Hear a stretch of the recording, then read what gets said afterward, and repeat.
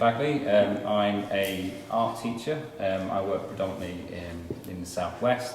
I currently are teaching in secondary school, but I also teach in FE, and I do independent workshops and my own work.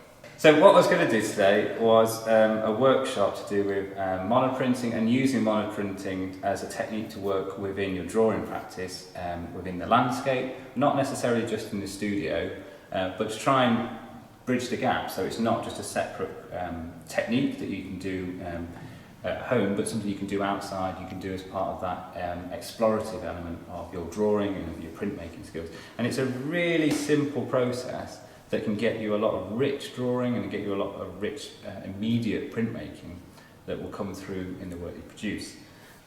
So we're working with a medium that allows you to be a bit more immediate with your drawing, and it allows you to develop your techniques that you're familiar with, but also bring in some new techniques.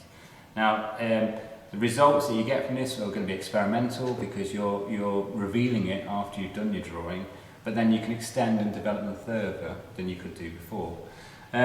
So what I've got here is some equipment and some tools that we're going to be using. So in front of me I've got a spatula, which we're going to be using for the printing ink. The printing ink itself is Cranfield. It's a relief ink. It's a safe wash, so you only really need water. You don't need chemicals to wash and clean this. So although my hands are completely covered in ink, I can quite easily wash that off. And so that's really useful. So we'll also be using a pencil, and we're going to be using that to draw the imagery onto it. So the first stage, we're going to be working from still life and found objects. For the process of this, I'm just going to use these pumpkins and these natural forms that I've got in front of me for this. So we're going to need that pencil, we're going to need that spatula, we're going to need this roller, which we're going to roll out the ink with, and then we're going to need this an acrylic sheet. You can get this, you can buy it in glass, you can use glass, but toughen glass, otherwise it will shatter.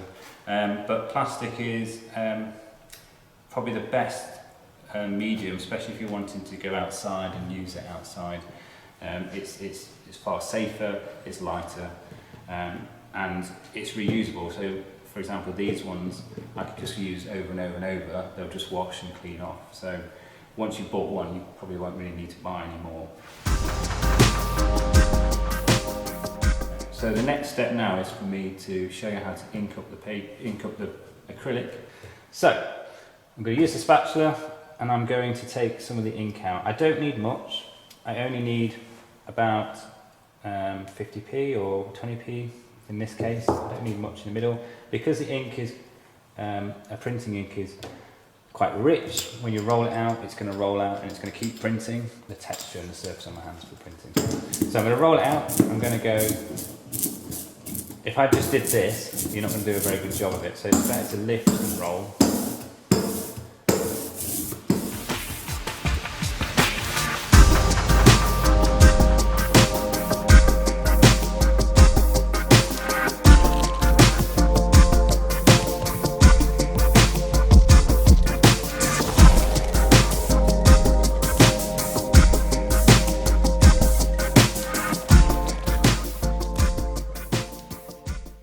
If I was to go straight in this and draw it now, what will happen is the paper will immediately stick.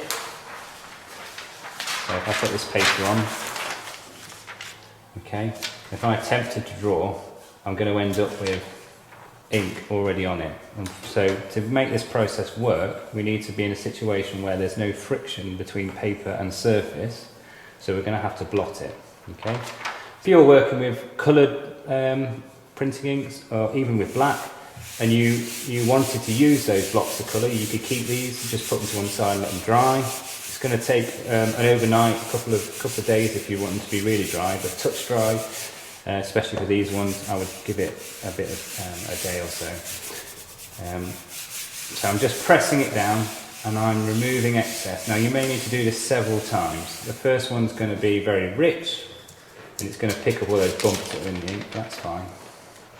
Okay, so you get these kind of textures, and like I say, if you're working with different colours, you might find that's really interesting as a background. So I'm on the third one now, so what I'm going to do here is I'm just going to check really. So I'm going to start to move it round on the plate. If I feel there's some resistance, then that means there is some areas, probably on the edges and where those bubbly bits are, that need to be pressed down a bit more. Okay. And I can see it's not much. So I'm going to, on the next one, I'm going to say that's probably ready. And the way I'm going to check that is to do a couple of lines on it. Now, I've done it with usually the back of my fingers, and I'll just do lines like that. And it'll give you those clean lines. Or you can do it with a pencil, and you can just check it again, and you'll get those lines. Okay. So, other than that, it's a little blob in the middle. I'd say this is ready. So I'm just going to give that one a little bit of an area. Press. Get those excess bits off. Okay. So I'm going to start the first one just with a newsprint, just to show you what you can do with the different papers. Newsprint tends to be the one that's commonly used because of the thinness of it.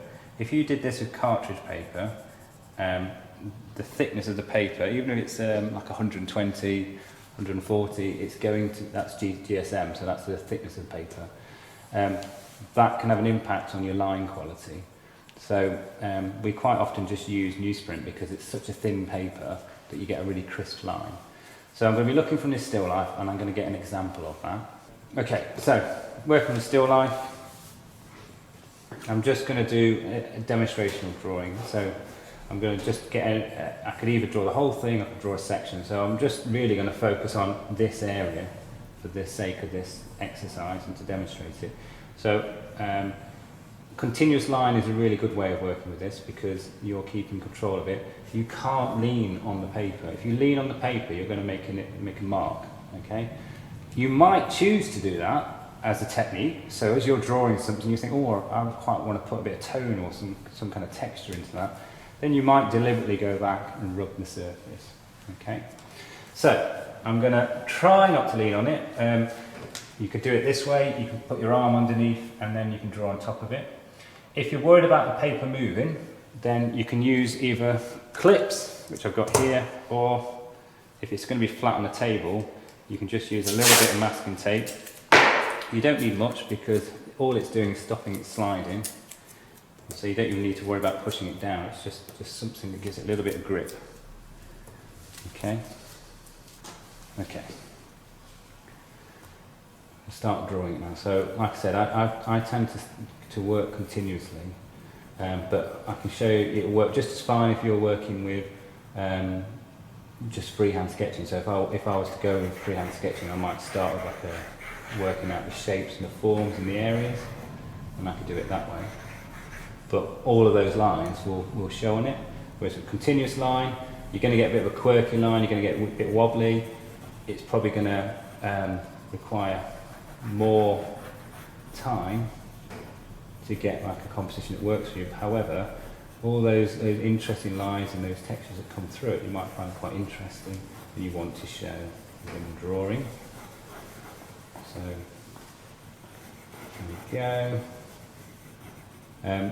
Just because it's a continuous line doesn't mean you have to press hard with it. I mean, I use it as a sketching format to help me map out a composition. So just playing around with the pressure, and you could do that in your sketchbooks, just draw things, but think about the big picture before you go into detail. So if you work with continuous line, you could very quickly map out where things are and where you want things to go.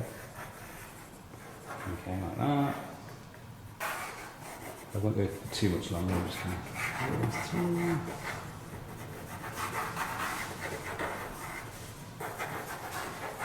So you can see just with my movements there, how I'm drawing it, I'm investigating, I'm probing where I want the lines to go, a couple of marks, so that when it comes back to it and I start to refine it, my brain's seeing what's there and I'm starting to visualise it. I'm not trying to anticipate where all the lines are going at a single point. I'm doing it as an overall package, so I'm able to go, okay, oh, that's the shape, that's where I want it, that's too small, I can change that, make it larger.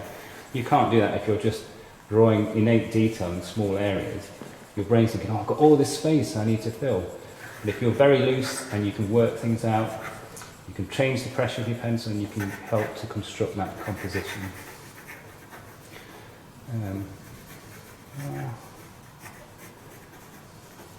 And I think we're not really looking for a photorealistic drawing anyway, we're looking for an interpretation, your own interpretation of what you see in front of you.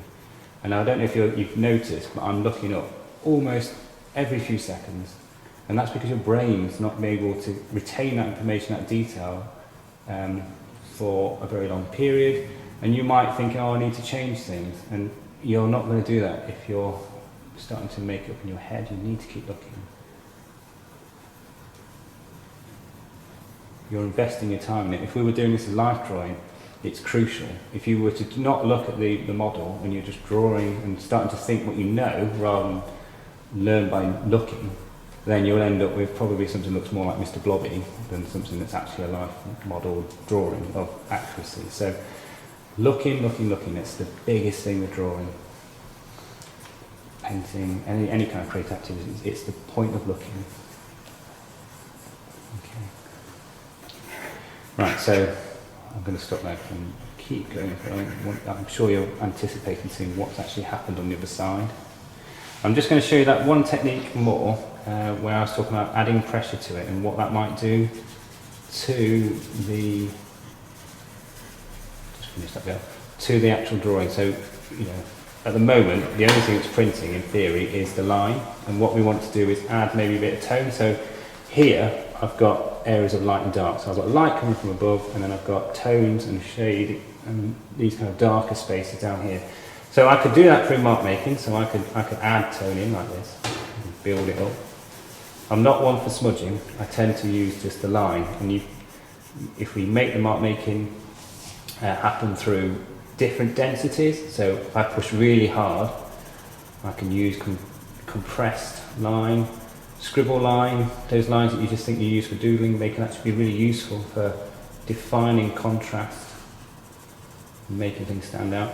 But I can also use my finger and I can start to work that in, create those tones. And you can draw over it. The pressure that's on the pencil is always going to be greater than your fingertip because of the surface area. So you can use a combination of it. You might do it in other areas as well.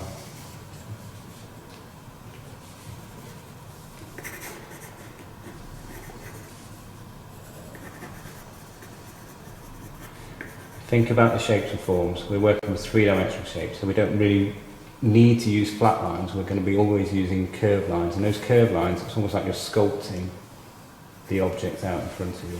So you're thinking about, how do I want to describe that with a line? How can I make something that's flat, which is two-dimensional, into something that's three-dimensional?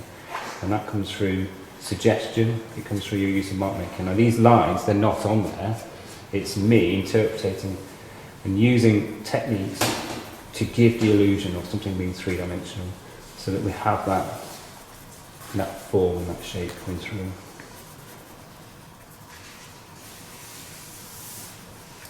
Okay. So I might use a bit more down here, and some darker tones here. Okay.